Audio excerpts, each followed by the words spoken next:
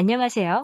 오늘은 중국 귀국 유학생 급여 불만 증가, 북경에서 간병인에게 장려금을 지급하는 이유라는 소식을 전해드리겠습니다. 해외에서 공부하거나 전문직에 종사하다가 중국으로 돌아오는 인재를 중국어로 하이고이라고 합니다. 하이고이는 중국말로 바다거북을 뜻하지만 해외에서 유학하고 돌아온 사람을 일컫는 말로도 쓰입니다. 이 말을 쓰게 된 것은 바다거북이 자신이 알을 깨고 나온 곳으로 돌아오는 회귀 본능이 있는 데다 바다를 건너온다는 뜻의 하이구이와 발음이 같은 데서 유래됐습니다. 중국 개혁개방을 주도했던 덩샤오핑은 1966년 발생한 문화대혁명으로 인해 인재교육이 외면받자 1980년대 중반부터 젊은이들에게 외국 유학을 대대적으로 허용하면서 이들에 대한 투자를 시작했습니다.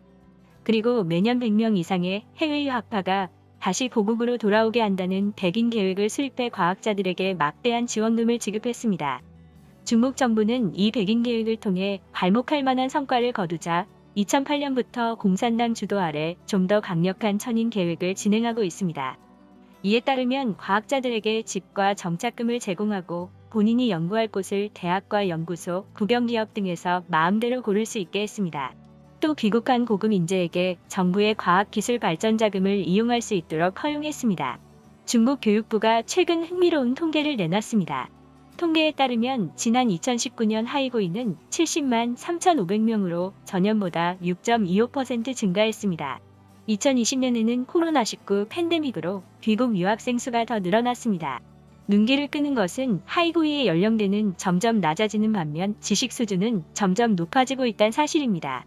하이고이 중에는 16세에서 24세의 젊은 층이 차지하는 비율이 무려 27.9%에 달했고 석사 학력을 가진 이가 가장 많았습니다. 이들이 원하는 직종은 무엇일까요? 가장 많이 지원하는 분야는 IT, 통신, 전자, 인터넷 업계인 것으로 나타났습니다. 그러나 취업하기는 쉽지 않은 것으로 조사됐습니다. 이들 중 30%가 첫 직장을 구하는데 4개월 이상 걸렸다고 답했습니다. 또 응답자 중 57%는 급여가 기대에 못 미친다고 밝혔습니다. 하이고이 출신 창업자 역시 어려움을 겪고 있습니다. 코로나19 여파로 자금 문제에 시달리고 있어서입니다. 인력 채용도 쉽지 않은 것으로 드러났습니다. 중국에서도 고령화 문제가 심각한 사회 문제로 떠오르고 있습니다. 2019년 중국의 만 65세 이상 고령 인구는 약 1억 7,600만 명으로 전년보다 945만 명 늘었습니다. 전체 인구의 12.6%를 차지합니다. 2022년에는 중국의 65세 이상 인구가 전체 인구의 14%를 차지할 것으로 전망됩니다. 정식으로 고령화 사회에 진입하게 됩니다. 노후를 어떻게 보낼 것이느냐는 누구나 직면하게 되는 문제입니다.